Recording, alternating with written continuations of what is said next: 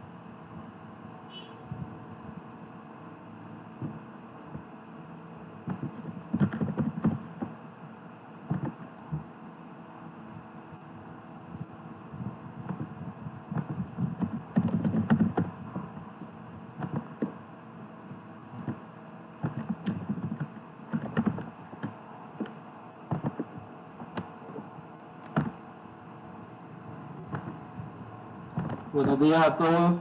Estábamos viendo lo que es el marco jurídico del sistema financiero nicaragüense eh, por medio de, digamos, la legislación, quiénes son las instituciones que van a regular las operaciones bancarias. Entonces, comenzamos con la Ley General de Bancos, que digamos que ahí están todas los procedimientos de cómo aperturar un banco, qué es la solicitud, cómo debemos de elaborar la solicitud a la superintendencia de bancos, después qué requisitos nosotros vamos a entregar para que nos puedan, en este caso, otorgar una aprobación sobre una solicitud, sobre una apertura de una institución bancaria.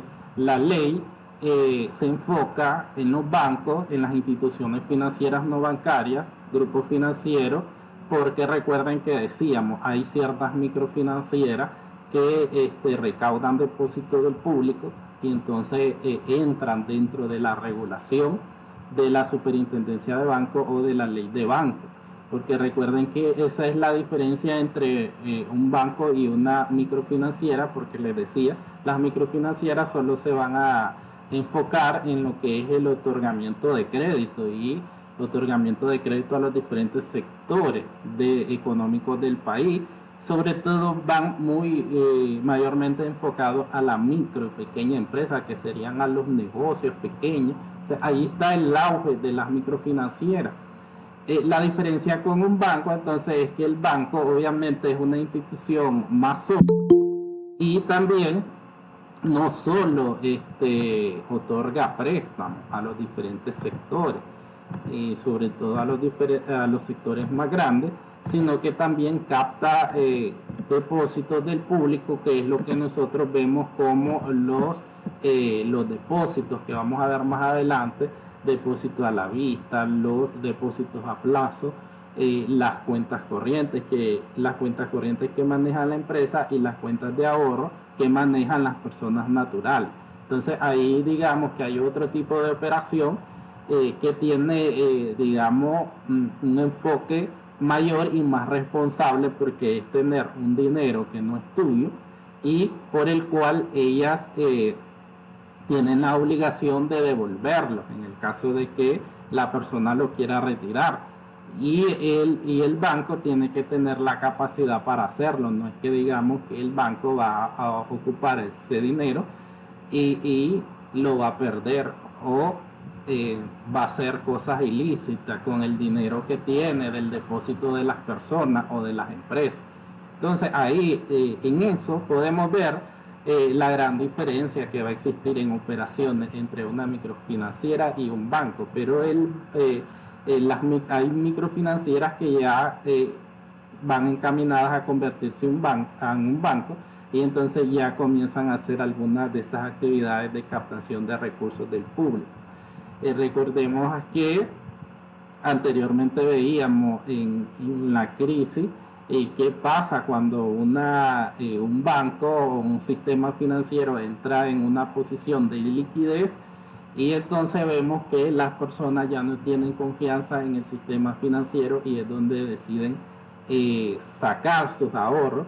Pero si sacan sus ahorros, ese es un problema para un banco que no está en quiebra, porque vemos que ahí se van a ver perjudicados no solo el que está en el proceso de liquidación por quiebra, sino también los demás van a sufrir el efecto al público decidir sacar su ahorro de los diferentes bancos.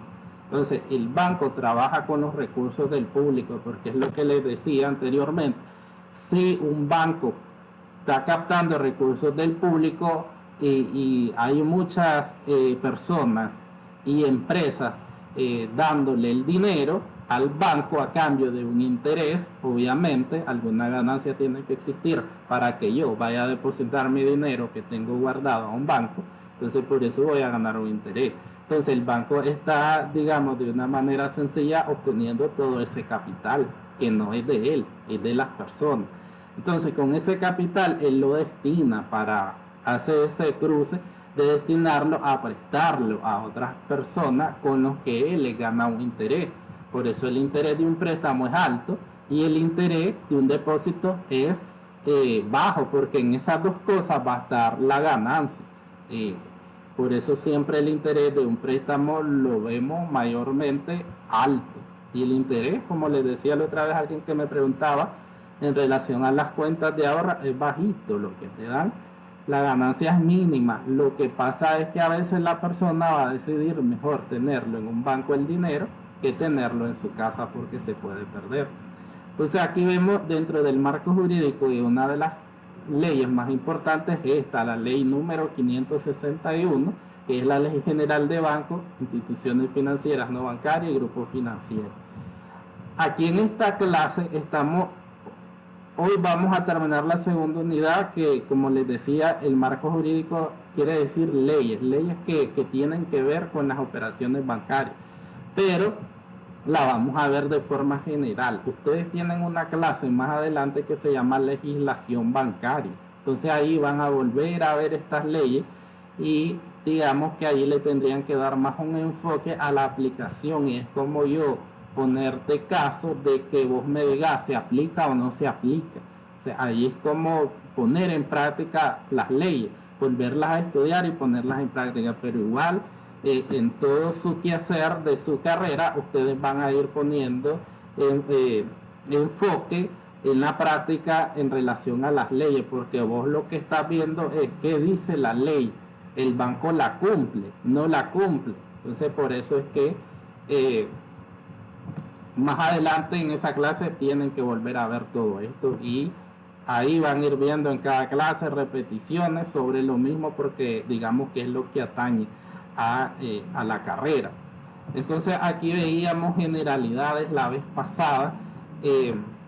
Entonces la ley nos dice va sobre los bancos, va sobre las instituciones no bancarias que presten servicios de intermediación o servicios financieros con recursos del público. Y por eso les digo, microfinancieras que pueden estar captando recursos del público van a estar regidas por esta ley.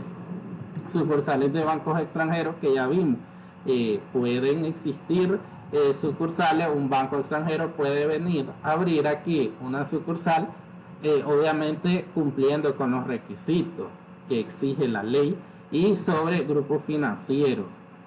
Los bancos, ¿qué son los bancos? La ley lo define. Son instituciones financieras dedicadas a realizar operaciones de intermediación con recursos obtenidos del público en forma de depósito o cualquier otro tipo. Entonces, es lo que les estaba explicando cómo funciona un banco. Un banco funciona, el mismo concepto en la ley lo dice, mientras por medio de la captación de recursos de dinero del público, que el público tiene la confianza de ir a un banco a depositar el dinero de sus ahorros, de sus negocios.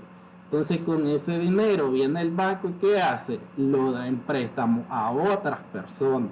¿Y qué es lo que gana él? Lo gana por medio de los intereses. Por eso es que en un banco vamos a ver incontablemente que todo se centra en lo financiero. Vos tenés un ingreso financiero y tenés un gasto financiero, que en una empresa comercial eso digamos que cubre un poquito de porcentaje de las operaciones. Por eso es que yo les decía que la contabilidad bancaria es muy diferente a la contabilidad de una empresa, y hasta los mismos alumnos de contabilidad que van viendo durante toda su carrera las diferentes contabilidades y por último en cuarto año o quinto llegan a contabilidad bancaria, entonces ahí hasta a veces hasta se pierden por mucho que sepa el alumno, porque es lo contrario a la empresa.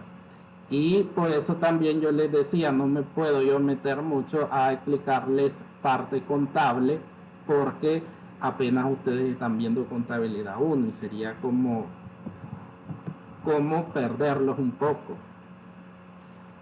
Porque les estoy diciendo ahorita que la parte financiera, tanto como ingreso financiero y el gasto financiero, es todo para un banco, y para una empresa es algo, un 10%, un 5%, lo que tiene que ver con registrar en gasto y ingreso financiero, y para el banco va a ser todo, porque les decía que esos ingresos van a estar por medio de los intereses, intereses corrientes, intereses moratorios, intereses vencidos, todo lo que te están cobrando a vos, y también algún tipo de comisión. Por todo cobran comisiones los bancos por digamos hacerte una gestión. Pues no, la gestión siempre va a llevar un costo para una empresa o una persona. Anda a hacer una gestión a un banco, o como persona te va a cobrar una comisión.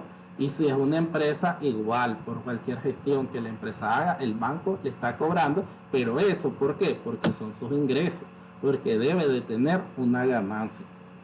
Y asimismo, él está dando intereses a las personas que le están depositando su confianza por medio de depositarle su dinero. Entonces ahí es donde tenemos el gasto financiero, de ese interés que por muy poco que sea, pero se lo está entregando a las personas. Veíamos toda la parte de la solicitud a la superintendencia, que es lo que debíamos presentar. Aquí lo más importante era el proyecto de escritura social, que les decía que un proyecto de escritura es una sociedad anónima, entonces los bancos son sociedades anónimas. ¿Cuáles son las empresas que tienen escritura social? Solo las sociedades anónimas. Entonces todos los bancos son sociedades anónimas, porque les decía que tienes mayor facultad o mayores beneficios a los socios, las personas que van a invertir. Y como ya vemos que es muchísimo dinero invertir en un banco, entonces lo más preferible es constituirte de esta forma, donde vos tenés asegurado de cierta forma la proporcionalidad de las ganancias que vas a tener como inversor. Entonces por eso lo más recomendable es sociedad anónima, y eso es lo que te exige la ley. Un estudio de factibilidad económica financiera veíamos que es que el banco va a hacer lo que podríamos nosotros compararlo con un proyecto de inversión.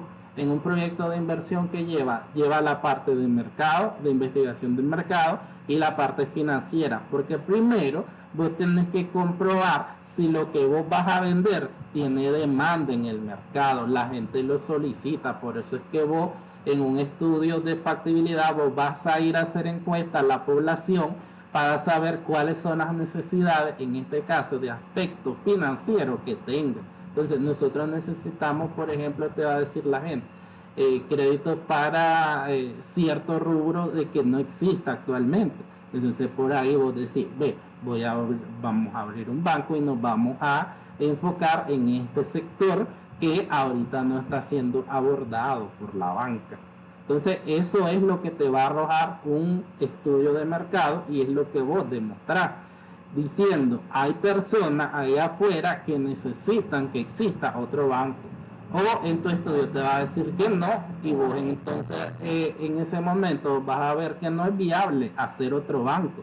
Porque si vos cuando haces tus encuestas te van a decir no, suficiente con los bancos que hay actualmente. Si eso te dice la población, entonces tu estudio de mercado te va a decir no, no es factible poner un banco. Pero aquí, obviamente, si vos estás presentando una solicitud en la superintendencia y estás presentando un estudio de factibilidad, es porque ya vos tenés digamos, el 100% comprobado de que exista esa necesidad o esa demanda en el mercado. Y lo otro, la parte financiera, que sea viable. Entonces, ¿vos qué vas a hacer en una parte financiera? Proyectar tus ingresos y tus gastos. O sea, ¿cuántos préstamos voy a colocar? Voy a colocar 100 préstamos semanales o 1000 préstamos mensuales. ¿Cuántos depósitos voy a captar? Voy a captar 10 depósitos diarios. Entonces esa es tu proyección para saber qué tan rentable va a ser ese banco.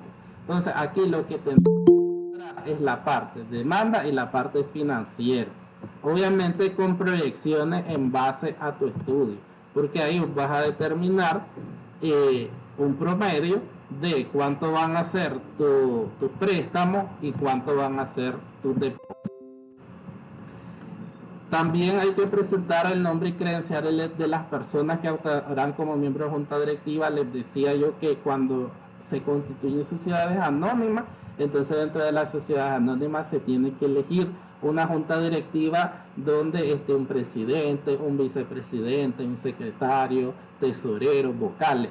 Esos cargos van a estar definidos en relación a cuántas personas forman parte de los socios, porque mínimo tienen que ser dos, de 2 a más. Entonces, si hay 5 socios, que son los socios que aportaron para completar el capital, entonces ellos son los socios. Y a cada uno de ellos le vamos a dar un cargo dentro de una junta directiva, y eso es lo que nosotros vamos a llamar como junta directiva. Entonces aquí lo que se va a proporcionar información a la superintendencia de quiénes son estas personas que van a formar este banco, que están presentando esta solicitud para poner en funcionamiento un banco. Así también nos dice que debemos de informar a la superintendencia las relaciones de vinculación significativa y unidades de interés. En relación, estas personas tienen capital en otras empresas, tienen acciones en otras empresas. Entonces, toda esa información acerca de quiénes son esos socios, dónde encontraron ese dinero para ser parte de este banco. Se tiene que demostrar la procedencia de tu inversión, o sea, dónde sacaste el dinero que vos pusiste para ser socio en ese banco. Así también, como vamos a ver más adelante, todo lo que tiene que ver con tu integridad, como récord de policía, tu currículum, cartas de referencia. Entonces todo esto vos lo tenés que presentar de cada uno de los socios que van a formar ese banco. Así también nos pide una minuta que denote el depósito en la cuenta corriente de la superintendencia por el 1% del capital mínimo. Entonces el 1% del capital mínimo nosotros lo tenemos que depositar en la cuenta corriente de la superintendencia de banco. Ahora nos decía, en caso de que sea denegada la solicitud, rechazada, entonces dice, vos no cumplís, ustedes no cumplen con todo lo que demanda la ley, entonces nosotros le rechazamos esta solicitud, ustedes no pueden constituir, abrir este banco. Entonces en esos casos dice que el 10% del monto del depósito ingresará a favor de la República, al favor del fisco, de la parte de los impuestos. Entonces ese 1% del capital mínimo que vos depositaste, el 10% de esa cantidad quedará a favor del gobierno, del Estado, y el saldo restante, la diferencia, será devuelta a las personas que mandaron la solicitud. En caso de desistimiento, el 50% del depósito ingresará a favor del gobierno. Entonces, en este desistimiento es que el grupo de socios hicieron toda la parte de la solicitud, presentaron los requisitos, pero en el proceso ellos dicen, no vamos a seguir, ya no queremos constituir este banco. Entonces ahí ellos desisten del proyecto. Entonces aquí digamos que es como una penalidad que la superintendencia te va a decir, esto como que no lo debiste hacer, entonces yo te castigo quitándote el 50% del depósito. Solo te voy a devolver la mitad queda a favor del gobierno y la mitad te regreso. Digamos que es como un cierto castigo porque digamos que se puede ver como que no sos tan serio. O sea, iniciaste todo el proceso, pero a mitad del camino o en cierta parte del camino te diste cuenta de que ya no querés constituir ese banco. Entonces ahí va a pasar eso. En el caso de cada uno de los accionistas, igual o mayor al 5% del capital, deben de cumplir con ciertos requisitos, solvencia, contar con un patrimonio neto consolidado. Cuando se reduzca a una cifra inferior, informar a la mayor brevedad a la superintendencia. Tienen que tener integridad, que no existan conductas dolosas o negligencia.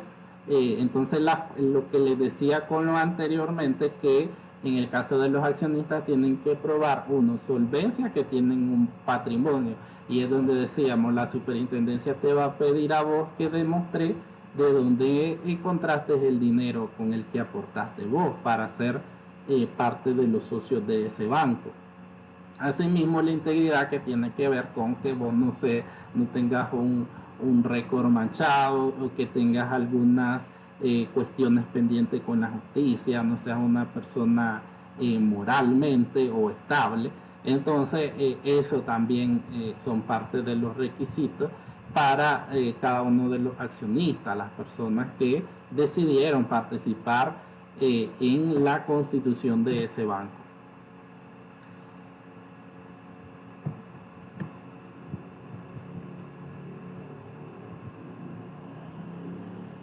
Presentada la solicitud y los documentos a que se refiere el artículo anterior, el superintendente de banco va a solicitar al Banco Central un dictamen, el cual debe ser emitido en un término no mayor de 60 días. Entonces, una vez que vimos que están todos los requisitos, la solicitud presentada a la superintendencia, entonces en ese momento la superintendencia dice, están todos los requisitos completos, pasa a aprobación el proyecto, entonces se manda al Banco Central para que el Banco Central haga un dictamen acerca de la solicitud.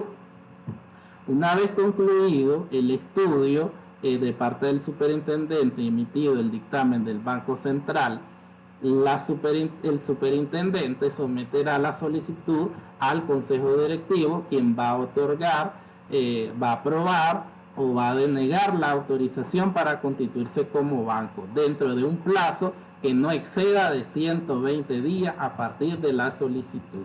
Entonces se entregan todos los documentos a la solicitud que se va a constituir el banco. En ese momento el superintendente o la superintendencia revisa que todo esté en orden completo, se manda al Banco Central para que el Banco Central emita un dictamen de cómo, si ve factible o no ve factible la aprobación de ese banco, y después el superintendente lo va a considerar o lo va a meter a solicitud ante el consejo directivo para que ahí sean ellos, no una persona, sino un grupo de personas, quienes aprueben o rechacen esa autorización, y el plazo no tiene que ser mayor a 120 días. En caso de que la superintendencia diga sí, aprobada a esta solicitud, entonces se deberá publicar en la Gaceta, que ya sabemos que es el diario oficial, con la resolución de que se autoriza al banco con nombre tal para que inicie operaciones. Los requisitos para iniciar actividades los veíamos, los puse en la pizarra. Entonces ya en este momento digamos que el banco ya ya tiene la autorización, ya puede iniciar actividades, pero para iniciar actividades, ¿qué debe de tener? Ya vimos que ya pasó el proceso de la solicitud, la aprobación. En este caso fue autorizada. ¿Qué sigue? ¿Cuál es el siguiente paso? Entonces el siguiente paso es que debe de tener su capital social mínimo totalmente pagado en dinero en efectivo. Por eso les hacía el chiste la otra vez, que hay empresas de papel que son empresas que dicen vamos a constituirnos y entonces montan una escritura de constitución social con un abogado y ellos dicen mi capital es de tanto, pero ese capital nunca lo ves. O sea, lo que realmente debe de funcionar, hablando legalmente, es que si vos decís yo voy a constituir una empresa y mi capital es de 100.000, entonces esos 100.000 tienen que estar a la vista del abogado y de los socios. Entonces en los casos de los bancos no podés constituir un banco de papel o solo figurado en una constitución. No, aquí el dinero debe de estar en efectivo. Ahora, de este dinero el 80% lo debe de depositar en el Banco Central. Recuerden que, ¿por qué debe de haber este dinero en el Banco Central? Porque el Banco Central es el regulador, digamos, la institución, y que vemos que en casos de liquidez, él tiene que salir al frente. Entonces este es como un respaldo del dinero, en este caso de capital, que mantiene el Banco Central por cualquier eventualidad que pueda pasar, y que en este caso el Banco Central, en nombre del Estado, va a entrar a sufragar algunas cosas que puedan pasar en relación a que por lo general puede ser falta de liquidez en los bancos, que nos lleva, ya vimos, a los procesos de quiebra de los mismos. Aquí se tiene que presentar el testimonio, o sea, ya debe de estar inscrito legalmente, ya para poder iniciar a operar. Entonces yo les decía, el proceso de una escritura de constitución social es que vos la haces con un abogado y que después te vas al registro para inscribirla. Un balance general de apertura, entonces el banco tiene que comenzar con algo para poder operar y ya debe de tener una estructura administrativa de qué personas van a laborar. Asimismo debe de tener escritorio, debe de tener todo lo necesario para hacer funcionar una oficina. Entonces todo lo que vos compraste al inicio para poder operar, eso va a estar incluido en un balance de apertura. Certificación de los directores, de los gerentes, los principales ejecutivos y del auditor interno. Entonces aquí ya se tiene que tener fijado y presentar esta información de quién va a ser el gerente, los principales cargos, digamos, dentro de esa institución que se está creando. Verificación por parte de la superintendencia que ese banco va a tener instalaciones físicas, las plataformas tecnológicas. Entonces es, como decíamos, tenés que tener montada tu estructura y un local donde vas a operar, y toda esta información la tiene que ir a verificar el superintendente, la superintendencia. Te va a mandar una fiscalización para saber si es cierto que vos tenés un local que ya está acondicionado solamente para abrirle la atención al público. Entonces todo esto tiene que estar verificado por la superintendencia.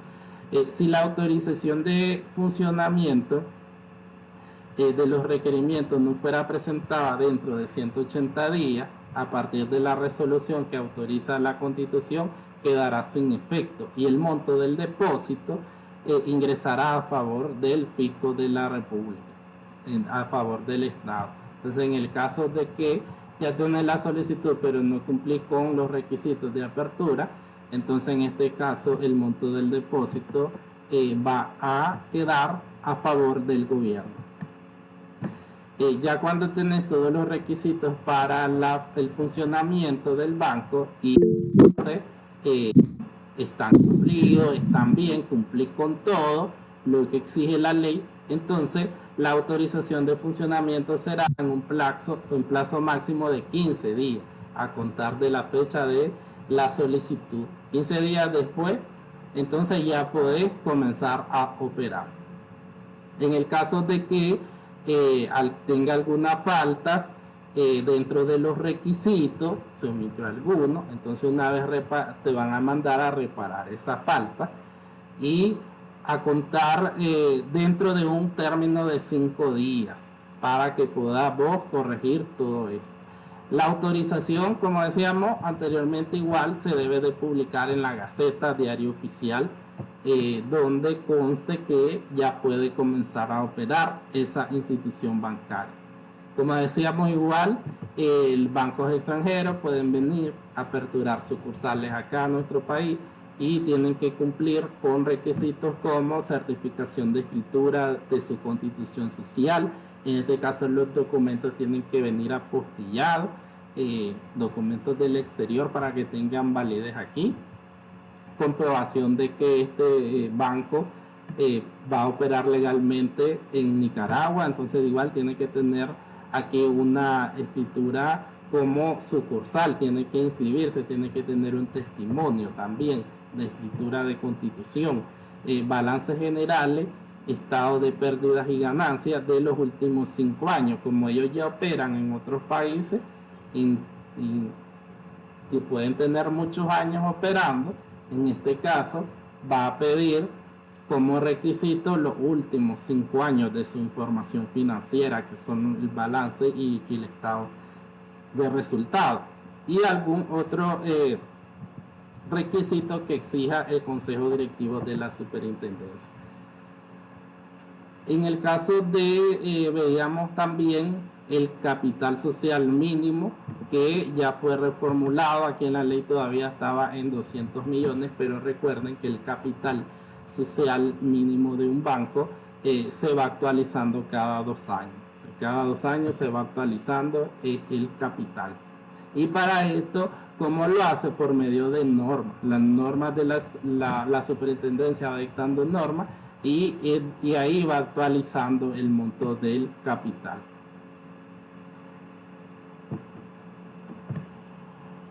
En el caso de, hablábamos un poco, en el caso de los balances de los bancos o la información financiera, decíamos que se hace con el periodo contable que exige la ley 822, ley de concertación tributaria. Entonces tiene que ver más con los impuestos. Igual los bancos causan impuestos como toda empresa. Entonces la contabilidad se basa en eso. Entonces la ley nos dice que los periodos fiscales van del 1 de enero al 31 de diciembre de cada año, y igual la contabilidad de los bancos va a tener este periodo. Obviamente los estados financieros se van haciendo mensuales, porque va viendo el comportamiento de tu negocio, cómo va creciendo o tiene algunos impases. Entonces ahí por medio de los estados financieros vos vas viendo todo el funcionamiento de tu empresa, en este caso de un banco, y así vas tomando decisiones en base a ello. Obviamente hay que tener un periodo fiscal que es, digamos, todo el año, el compendio, el consolidado de todo un año, que con todo ese consolidado es lo que vos presentás, por ejemplo, a la DGI, la Dirección General de Ingresos, en base a tu operación anual. Entonces tenés estados financieros anuales, pero vos los vas haciendo cada mes. En el caso de la distribución de utilidades, veíamos un poquito la vez pasada, también les decía que obviamente todo negocio va buscando una utilidad, sea el negocio que sea. En este caso igual el banco va buscando una utilidad. El socio decide invertir porque va a tener una utilidad. Nadie va a invertir para perder. Entonces al final lo que vos estás buscando es una utilidad, y se va a distribuir las utilidades en las sociedades anónimas, les decía, en base al capital que vos tenés. Entonces vos invertiste tal vez el 50%, una vez que tenés ganancia, entonces ese 50% de tu ganancia va para vos y se distribuye en base a eso, en base a tu aportación. Pero aquí lo que nos dice la ley es que la distribución de utilidades en un banco se va a hacer una vez de que vos provisionaste toda tu ajuste y las reservas obligatorias. Entonces lo que tiene que ver con reserva es mantener una parte de dinero para cualquier eventualidad que pueda pasar. Entonces reserva de capital, reserva legal. Vos tenés que quitársela a esa utilidad.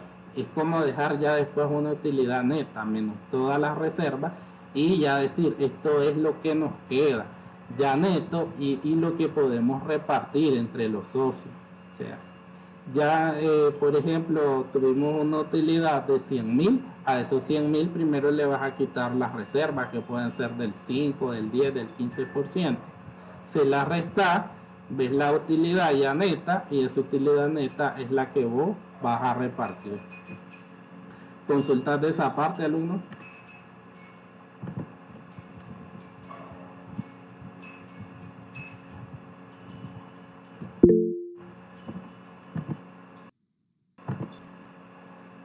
Dime. Profe, yo tengo una pregunta. Sí.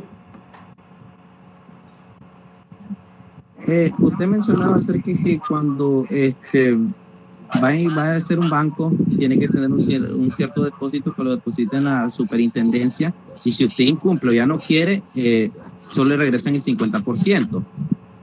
Pero también mencionaba que cuando ya constituye el banco y todo, y no en el plazo de los 180 días, no cumple con los requisitos, igual le devuelven el mismo 50% o se lo o ya no le devuelven nada. Ya no te devuelven nada, dice la ley. Ya no te devuelven nada, ya si no cumplís con los requisitos, entonces ya pasa, dice, el 100% a favor del Estado en ese caso. Ah, ya, ok, gracias, profe. Sí, sí.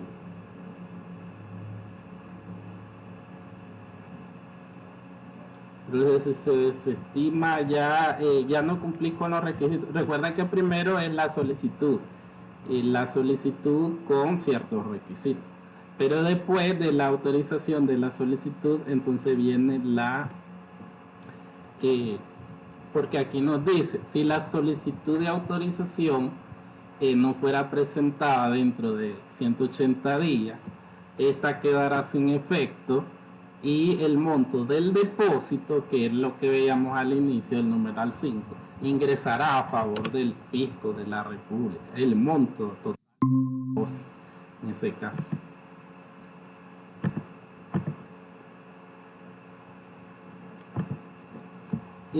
Siguiendo el programa nos manda dentro del marco jurídico a ver como les decía, ciertas instituciones que tienen que ver con las operaciones de los bancos.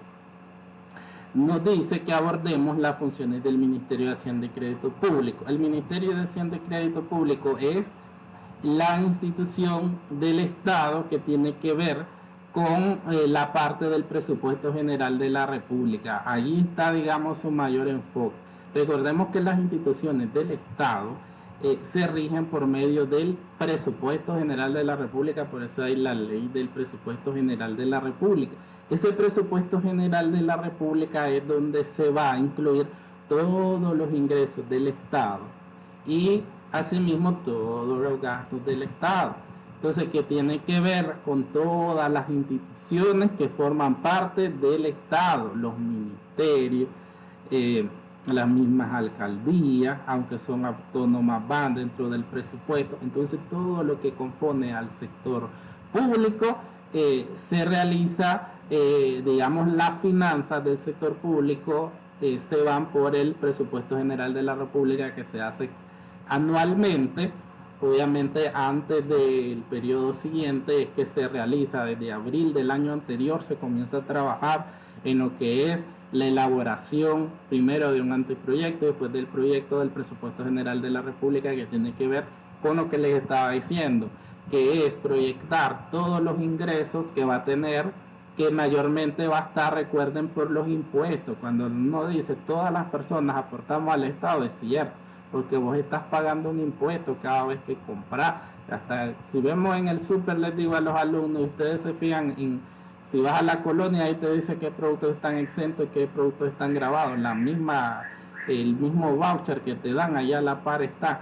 Entonces vos estás aportando con ingresos por medio de impuestos al gobierno. Entonces digamos que una buena parte de los ingresos corresponde a los impuestos que pagamos las personas naturales, impuestos que pagan los negocios, impuestos que pagan las empresas, el impuesto que pagan las personas naturales por medio del IR. Entonces todo eso forma parte del ingreso del gobierno, del Estado. Obviamente hay otro tipo de ingresos en el Estado, como las transferencias, si hacemos préstamos, les decía la otra vez, que tiene que ver con la deuda interna o deuda externa.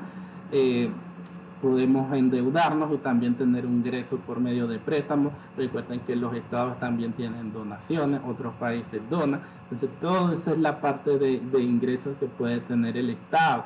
Y la parte de gasto, obviamente el gasto público, que tiene que ver que en cada ministerio, si ustedes han ido a instituciones, ven que hay personas trabajando. Entonces ya desde ahí hay salario. Entonces tienen muchísimos gastos cada institución. Entonces ahí, digamos que a modo general, ese es un presupuesto general de la República. Entonces, las funciones de la primera elaboración o la primera parte de elaboración y ver cómo se rige todo esto, le corresponde al Ministerio de Hacienda y Crédito Público. Sus funciones, como vemos acá, nos dice que es administrar las finanzas públicas, definir, supervisar la política tributaria, que es lo que les estaba hablando, los impuestos. Tributo es impuesto, todos pagamos impuestos, y el impuesto es el ingreso del Estado. Formular el anteproyecto de ley del presupuesto general de la República, conformar el balance fiscal, coordinar y dirigir la ejecución del gasto público, dirigir acciones de planificación, suscripción por delegación del presidente de la República, administración, seguimiento, control, evaluación del impacto de la deuda pública interna y externa del gobierno. Recuerden que ahí les hablaba yo un poquito cuando veíamos con los CENI, que decíamos, los CENI son unos títulos valores que emitió el Estado en los años 2000 para en este caso tener dinero. O sea, necesitaba dinero, entonces emitió títulos valores. Entonces, pero al emitir títulos valores o bonos, vos lo que te estás haciendo es endeudando, ya hablándolo claro. Entonces, y como si lo adquirió un banco de aquí, una persona de nuestro país, entonces es interno porque está en nuestro país. Pero si nosotros vamos y estos bonos los vendemos a instituciones financieras, bancarias del exterior, entonces ahí tendríamos una deuda externa. De la palabra interna es que el país fuera. También les hablaba yo, el Estado puede tener algo préstamo con el FMI, el Fondo Monetario Internacional, el Banco de Crédito de Integración Centroamericana, el BESI. Entonces, algunas de estas instituciones pueden prestar al gobierno y entonces esa es una deuda externa. Y con instituciones del exterior, deuda interna, el Estado se endeuda con personas jurídicas o naturales del mismo país. Entonces, el Ministerio de Hacienda está también viendo esto de darle seguimiento y control, porque al final es tan poco que un gobierno se puede estar endeudando tanto. Sí, es que la administración del Estado la podemos comparar con una administración de nosotros como personas. O sea, nosotros no podemos también estar muy endeudados. Tú vas a estar endeudado en base a tu capacidad de pago. Por ejemplo, si vos ganas 20,000 pesos, digamos, ¿en cuánto me puedo endeudar? Vos tenés que manejar esa proyección de cuánto es lo que puedo pagar. Entonces, igual el país es una administración de dinero, que lo acabo de decir, que ese dinero está contemplado en el presupuesto general de la República, que es donde va incluido todo lo que va a generar como ingreso y les decía que la mayor parte está en impuestos del país.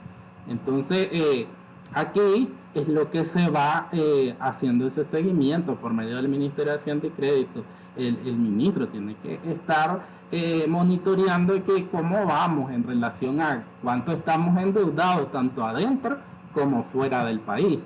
Organizar y supervisar las transferencias, los desembolsos de recursos financieros y de capital en base al presupuesto general de la República. Entonces, se hace este presupuesto que al final me imagino que ustedes se ven noticias. Entonces el presupuesto se va a la asamblea. La asamblea es quien aprueba la ley, este proyecto de ley que la manda el ejecutivo. El presidente es digamos que la elaboración pasa primero por el ministro de Hacienda y Crédito Público, después va a ciertas instituciones y cae de último donde el presidente. Entonces, en la oficina presidencial es donde se le va a dar el último visto bueno antes de mandarlo a la asamblea. Y ya se va a la asamblea porque como es una ley, entonces ahí se aprueba la ley. Después que ya está aprobado el presupuesto, entonces viene que está destinado, donde decíamos los gastos, que yo les digo que los gastos van a estar originados por todas las instituciones que forman parte del gobierno. Entonces cada una gasta. ¿Cuánto gasta el Ministerio de Economía? ¿Cuánto va para el Ministerio de la Juventud? ¿Cuánto va para el Ministerio de Deporte? ¿Cuánto va para el Ministerio de Salud? Entonces todo ahí, las ramificaciones del presupuesto en cuestiones de gasto va para cuánto se va a gastar en cada uno de los ministerios. Entonces después, ¿qué va a pasar? Que si hay un fondo destinado de tantos millones para el Ministerio de Salud, esos millones no se le van a mandar de un solo, se le van a mandar por medio de transferencias, ejecuciones de transferencias que se le llaman. Entonces si yo tenía 10, vamos a hacer un ejemplo en el aire, 10 millones para el Ministerio de Salud en todo el año, ese era su presupuesto, que estaba contemplado en el presupuesto general de la República. Entonces primero le mando 1 millón. A ver, comenzamos en enero, le mando 1 millón. Entonces yo espero a que me reporte cómo gastó ese millón. Entonces, una vez que me manda el reporte de la ejecución de esa transferencia, ya le suelto, le mando otros 2 millones. Y así sucesivamente. Entonces el Ministerio de Hacienda y Crédito es el que está, como dice acá, organizando y supervisando las transferencias, que son los desembolsos de recursos en base a la ejecución del presupuesto, porque en el presupuesto ya quedó fijado que cuánto va a ser el gasto de cada ministerio y obviamente después se le va a ir transfiriendo. Recuerden que aquí también entran las alcaldías. Las alcaldías, aunque son autónomas es decir que ellas pueden tomar sus propias decisiones, pero siempre tienen transferencias del gobierno central.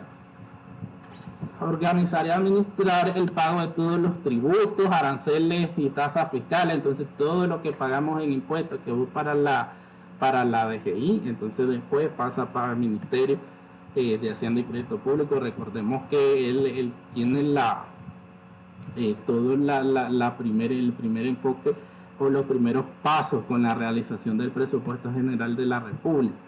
Supervisar la administración del uso de los recursos externos recibidos por instituciones estatales, coordinar y administrar el sistema de inventario de todos los bienes nacionales que forman parte de todas las instituciones que forman el aparato gubernamental, formular y proponer normas para la adquisición y proveeduría del sector público, supervisar y dirigir análisis y formulación de estimaciones periódicas sobre la evolución y perspectiva de los ingresos y gastos del gobierno. Entonces está meramente enfocado en lo que es el presupuesto general de la República, viendo cómo se materializa la obtención de los ingresos, cuánto están gastando las instituciones del Estado, y aquí se da por medio de el Sistema Integrado de Gestión Financiera, Administrativa y Auditoría, que se llama SIGFA. Entonces SIGFA es un sistema que utiliza el Estado, o sea, por medio de este sistema es que se lleva la contabilidad y la parte de auditoría, o sea, todo la institución del gobierno que forman parte del Estado trabajan con este sistema, un sistema contable que van a alimentar ellos con todas sus operaciones que van haciendo. Entonces todas tienen en común este sistema. Formular y proponer en coordinación con el Ministerio de Trabajo, políticas y normas sobre ocupación y remuneración, atender y resolver los reclamos por confiscaciones, apropiaciones y ocupaciones de bienes. Después nos manda a ver un poquito de las funciones del Banco Central de Nicaragua. Yo les decía, ya les he hablado un poquito acerca del Banco Central, que yo les decía tiene que ver con las políticas macroeconómicas, con la estabilización del dinero, con la circulación de billetes y monedas dentro del país. Les hablo un poco sobre las reservas internacionales en base a la circulación del dinero. Entonces hay una ley orgánica del Banco Central que es la ley 732. Aquí solo estamos viendo alguna cosita porque recuerden, les decía al inicio, ustedes tienen legislación bancaria más adelante, que es donde le van a dar mayor enfoque porque el mismo nombre de la clase lo dice, leyes.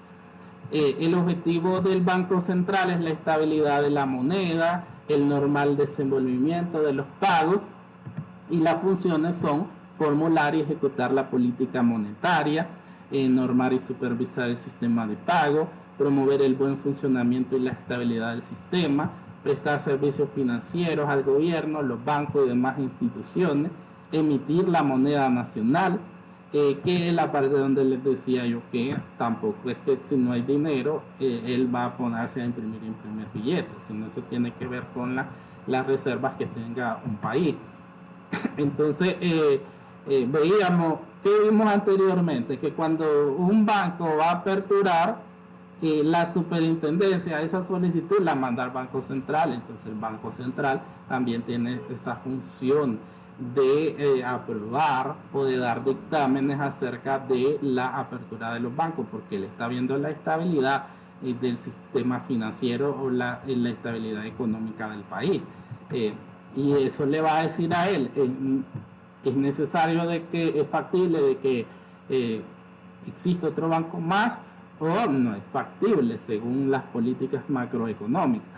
Ser es responsable exclusivo de la emisión de monedas, porque solo él es el que puede imprimir los billetes y sacar las diferentes monedas, así como la puesta en circulación y retiro de billetes y monedas, normar y supervisar el sistema de pago, como veíamos anteriormente, ser responsable exclusivo de la emisión de monedas, actuar como consejero de la política económica del gobierno, prestar servicios bancarios no crediticios al gobierno, actuar como agente financiero, actuar como banquero de los bancos y de las demás instituciones financieras, porque el banco también puede emitir algunos títulos de deudas como bot, en caso de que él así lo estime necesario.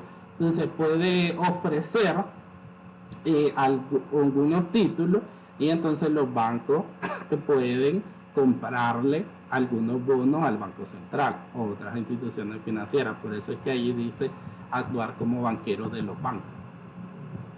Dictar y ejecutar la política de administración de las reservas internacionales, que era lo que le hablaba un poquito anteriormente.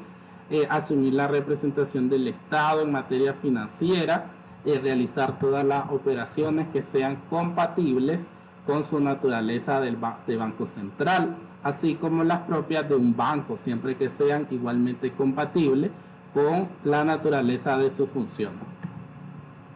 Después tenemos las funciones de la superintendencia de bancos. Ya podemos deducir con lo que hemos visto que la superintendencia de bancos es la que regula las operaciones de los bancos y de otras instituciones financieras. Entonces existe la superintendencia para regular, y para esto también existe una ley, que es la ley número 316.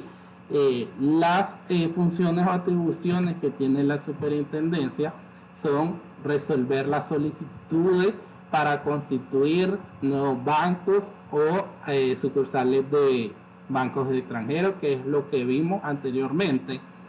Supervisar, inspeccionar, vigilar y fiscalizar el funcionamiento de las entidades, en este caso de los bancos o entidades no bancarias están sujetas a su fiscalización, regular la suficiencia de capital, la concentración de crédito, el crédito a partes relacionadas, lo que tiene que ver con las carteras, hacer cumplir las leyes, las normativas reglamentarias, resolver la intervención de cualquier banco o entidad financiera no bancaria, solicitar la liquidación forzosa de cualquier banco bajo su supervisión en los casos contemplados por la ley, hacer cumplir las disposiciones a que las entidades supervisadas están obligadas, hacer del conocimiento público el nombre o denominación de las entidades sometidas a supervisión, requerir de los bancos y demás instituciones los informes que necesite para el cumplimiento de sus funciones, inspeccionar regularmente las instituciones que le corresponda vigilar, realizar arqueo, otras verificaciones, declarar sin valor legal y sin efecto los nombramientos de directores, gerentes generales o ejecutivos de las instituciones, si no llenan los requisitos de ley, que es lo que veíamos anteriormente, que cumplan con lo que tiene que ver con integridad y solvencia económica. Impartir a las instituciones las instrucciones para subsanar deficiencias o regularidades en que se encontraren, dictar normas y disposiciones necesarias. O sea, si ustedes van a la página de la superintendencia y ven en la parte de normas, entonces ustedes ahí van a ver que hay un sinnúmero de normas que van sobre todo sobre actualización, como digamos la de capital social. Igual se van reformando el marco contable, cualquier disposición que va a emitir. Entonces ahí se va normando cada cosa que se va haciendo, y eso lo podemos ver si entramos a la página de la superintendencia. En nombre a cuenta de la entidad y previa autorización del Consejo Directivo de la superintendencia, contratar servicios de auditoría para casos especiales. Por ejemplo, se va a auditar un banco que no está cumpliendo. En ese caso, la superintendencia tiene la obligación de hacerlo. Suscribir acuerdos de intercambio de información y cooperación con organismos o grupos de organismos extranjeros de supervisión de índole financiera. Igual puede buscar organismos internacionales para que ayuden en el proceso de revisión. Realizar aquellas actividades compatibles con su naturaleza y cualquier otra que dispongan las leyes. Esas son las principales funciones de la superintendencia como entidad reguladora, vigiladora, fiscalizadora de las operaciones de los bancos y las instituciones financieras no bancarias. La Ley General de Seguros, Reaseguros y Fianzas, ley número 733, entra dentro del marco jurídico, porque recuerden que los bancos ofrecen servicios de seguro. Entonces el seguro es ese servicio que presta la entidad bancaria, que por medio del cual, por un contrato de seguro, una persona otorga una prima mensual a cambio de una remuneración en el futuro. Eso es un seguro. Es como cuando nosotros lo podemos comparar con el seguro normal de un trabajador que vos estás entregando cada quincena, cada mes un ganés, una cantidad de dinero, porque después a cierta edad vos te vas a jubilar y entonces te vas a tener esa retribución que te van a estar dando mensualmente. Entonces aquí el seguro funciona igual, nada más que aquí es por un contrato con una entidad privada, que puede ser un banco o una compañía de seguro, por medio del cual vos adquirís un seguro, y por medio de ese mismo vos estás dando mensualmente una cuota para que en determinado momento pase una eventualidad y a vos te den ese dinero por el que vos hiciste el contrato. Entonces los bancos ofrecen los servicios de seguro, seguro de vehículos, seguro personal, seguro institucional, muchos tipos de seguro, seguro de vida. Entonces, por eso, dentro del marco entra la ley general de los seguros. En este caso, el superintendente dice que tendrá las atribuciones Respecto a las sociedades de seguro, impartir instrucciones necesarias para la aplicación y cumplimiento de la ley, supervisar, vigilar y controlar las operaciones de las sociedades de seguro, obviamente para que en las operaciones ellas cumplan con lo que dice la ley. Cuando en el ejercicio de sus facultades lo requiera, convocar a los accionistas, miembros de junta directiva o empleados de las sociedades de seguro, investigar actos que hagan suponer la ejecución de operaciones violatorias de la ley, hacer visitas o inspecciones a los responsables, informar al consejo directivo acerca de los hechos o situaciones que afecten el buen funcionamiento de las sociedades de seguro, investigar acerca de infracciones administrativas por incumplimiento de la ley, crear un registro en el que se disponga de copias actualizadas de modelos de textos de póliza y condiciones generales, o sea, todo lo que tiene que ver con el contrato de seguro, con la póliza, las primas, las condiciones de plazo, comprobar la exactitud y suficiencia de las reservas técnicas y matemáticas constituidas de acuerdo a lo que haya dictado el consejo directivo,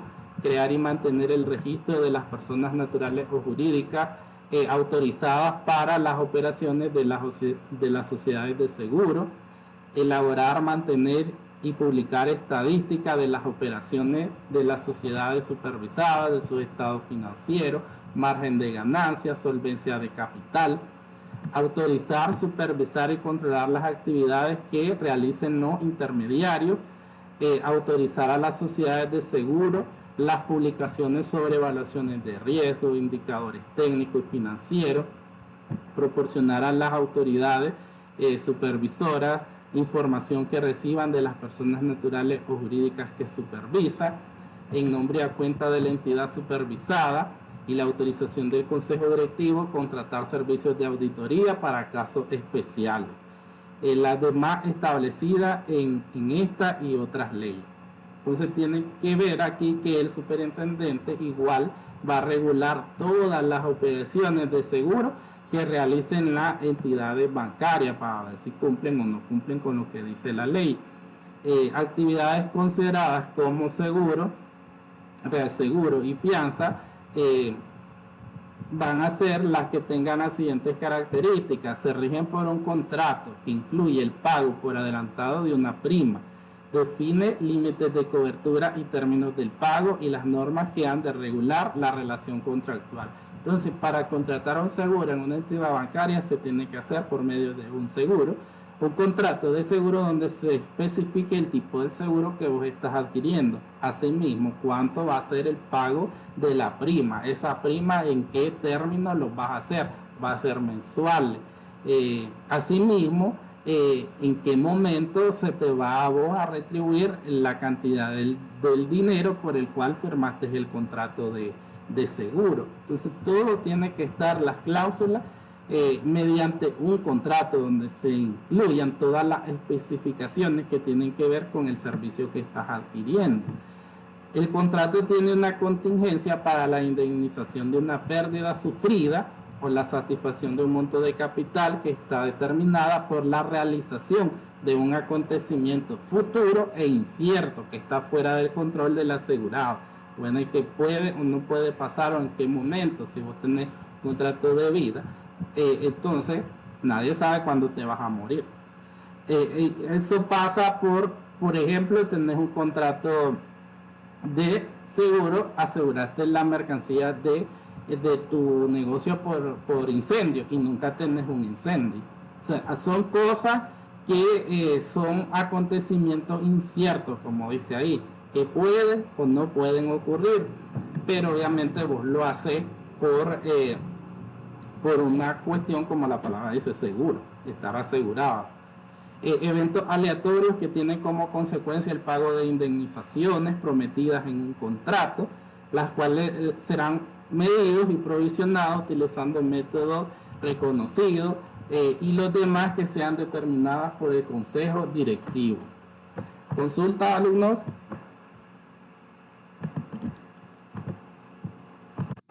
Ni una. Asistencia, Erika. Angel, Presente. Mario, Presente. Dimas, Presente. Yadelis, Harold, Indira, Lauren, Presente. Indira, Lauren,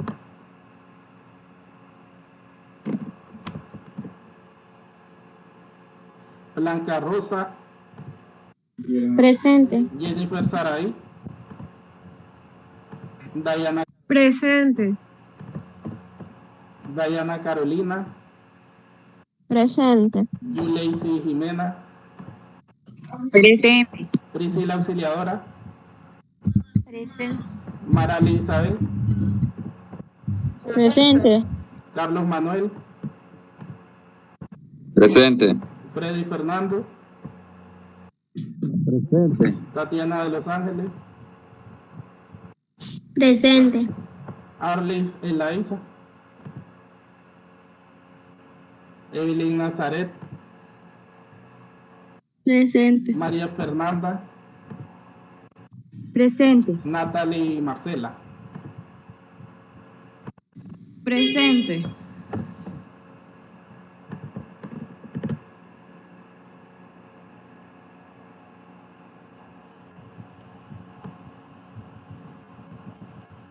Alumnos, vamos a hacer lo siguiente.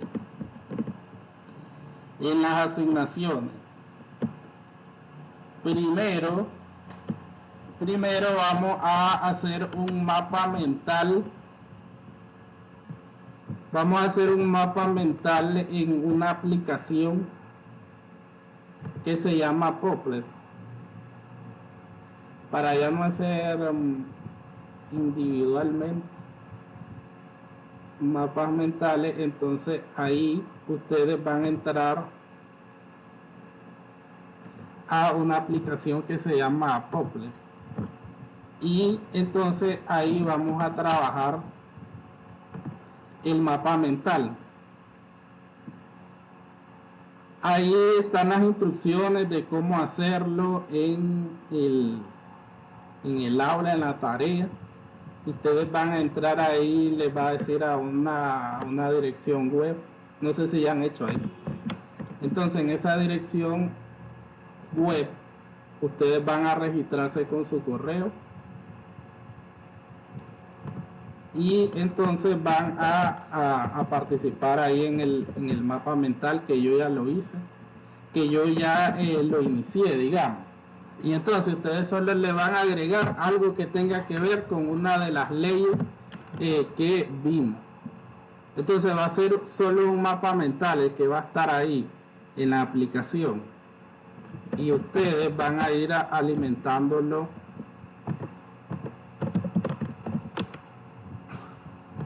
Ahí lo van a ir alimentando cada quien con una partecita, con un, no sé, lo que ustedes quieran. Le van poniendo ahí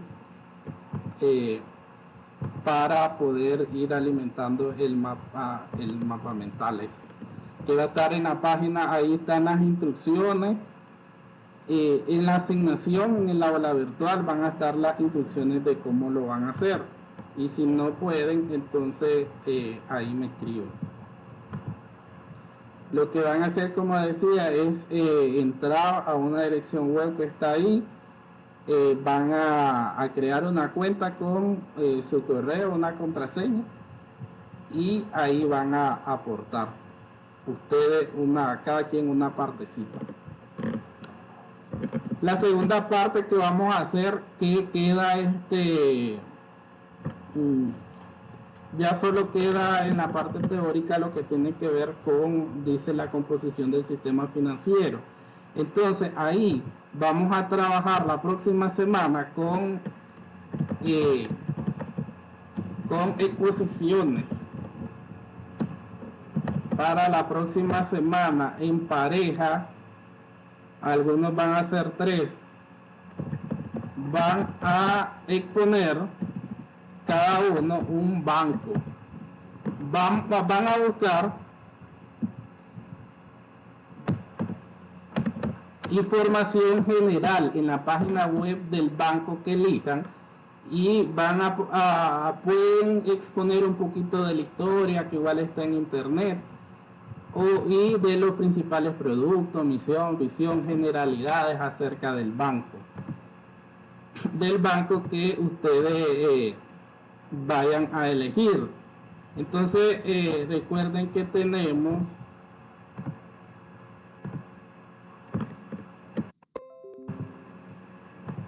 para los que están acá todavía en la conferencia, tenemos el BAC, la FICE Bancentro, Banpro, Ficosa, Banco Avance, Banco Atlántica, Banco Atlántida, BDF.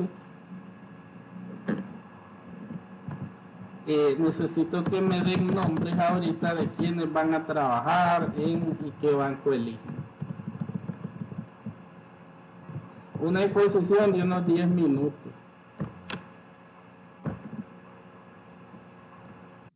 Profe, esta exposición se va a hacer en el próximo encuentro. El próximo encuentro, para no estar bla bla con esa parte de teoría que nos falta. Entonces, mi equipo va a ser de 3 personas, que va a ser Dimas y la Priscila. Vamos a trabajar la FICE Bancentro. La ficha, entonces dame tus nombres, sobre todo los 3 primeros nombres para aquí dejarlo ya.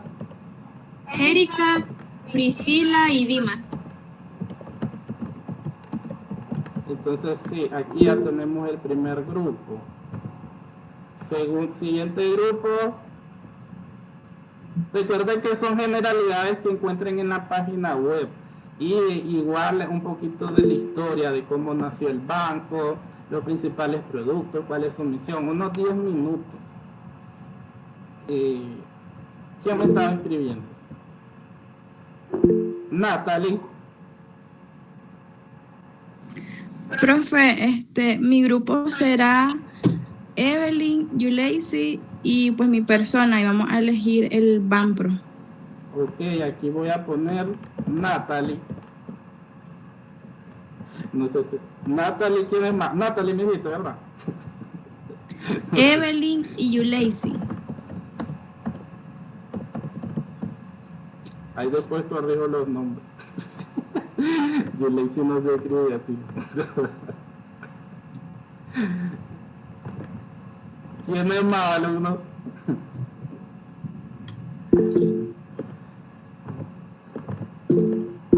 Diana.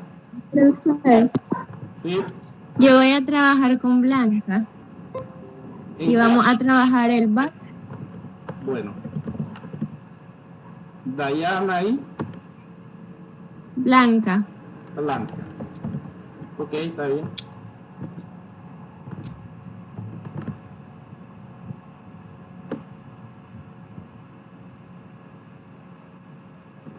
¿Quiénes faltan?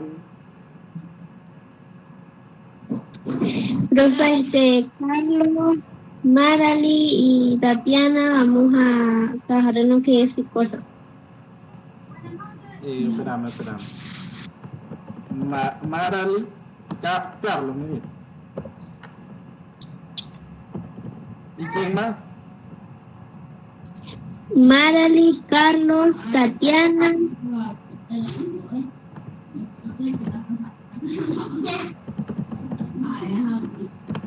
Bueno.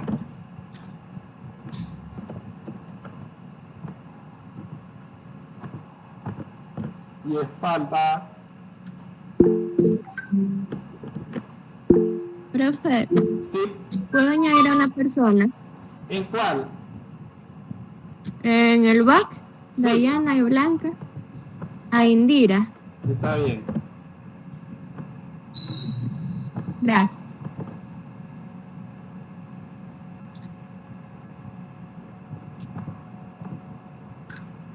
¿Quién falta?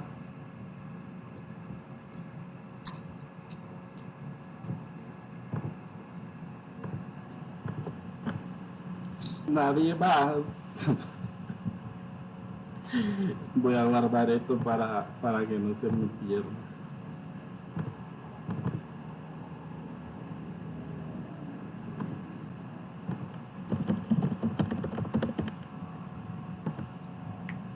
Bueno. bueno, solo eso estamos, solo, bueno, ahí después no sé si alguien va a pasar o no va a pasar.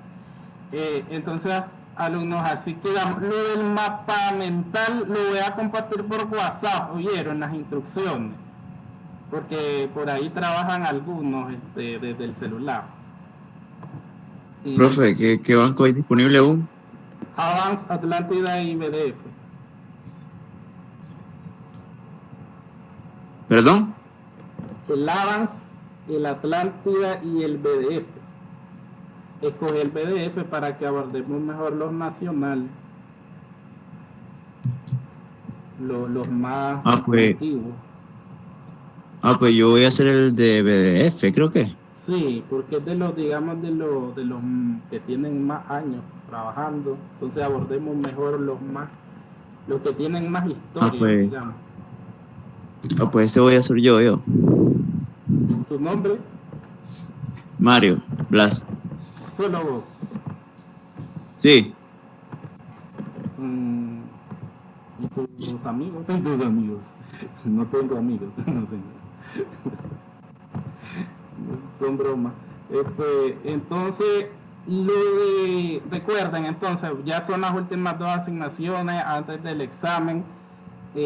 Entonces, lo del mapa mental es algo sencillo. Ustedes solo van a entrar en la dirección que está ahí. Ya digamos que el comienzo del mapa mental ya está, que es lo mío. Entonces ustedes van a entrar con su correo, ponen una contraseña, van a entrar de fijo al mapa mental, que ya va a estar ahí, y ustedes solo van a añadir lo que ustedes quieran sobre las leyes. Ahí alguien tiene que empezar con una ley, otro ponerle un requisito, qué sé yo. Entonces es alimentar. Lo que pasa es que ahí, de acuerdo al correo, no va a aparecer las personas que alimentaron, porque ahí sale el nombre. Profe, disculpe. Sí. ¿Puede meter a Mario a mi grupo? ¿En cuál? El de la FISE al centro. Bueno. Entonces, ahí ustedes van a añadir una partecita de la ley, lo que no esté ahí. Entonces ahí se registra en esa página el nombre de la persona que hizo la opinión. Obviamente yo voy a calificar ahí. Ustedes solo van digamos, a poner su participación en el mapa. Yo para calificar no van a subir nada. Yo para calificar yo voy a entrar al mapa porque yo tengo el dominio, y allí con los nombres de los participantes voy a poner esa nota. Ahí ustedes no van a subir nada al aula virtual, solo a participar en el mapa mental. Y lo otro es la exposición, unos 10 minutos sobre las generalidades que encuentren, para que así todos quedemos con los conocimientos de que los principales bancos de nuestro país, cómo nacen, cuál es su misión, cuál es su visión, cuáles son los principales productos que ellos ofrecen. Entonces ahí, para hacer esa actividad más participativa y no solo estar en bla bla bla, que es más aburrido. Entonces de esa forma quedamos. Cualquier consulta, ustedes me escriben a WhatsApp, ya saben. Cualquier consulta del mapa o de la exposición, ustedes me escriben, yo ahí contesto. Ahí quedamos por hoy. Buenas tardes a todos. Nos vemos el sábado. Profe, otra pregunta. Buenas tardes, profe. Sí. No vamos a hacer examen con usted, ¿verdad? Sí. Es examen virtual el próximo sábado. Ahí voy a poner un cuestionario sencillo. Ok. Sí. Un cuestionario sobre falso y verdadero, cositas así. Encerrar en círculo. Ok. Gracias, profe. Pase buen día. Buen día. Buenas tardes a todos. Buenas tardes. Buenas tardes. Buenas tardes. Adiós. Adiós.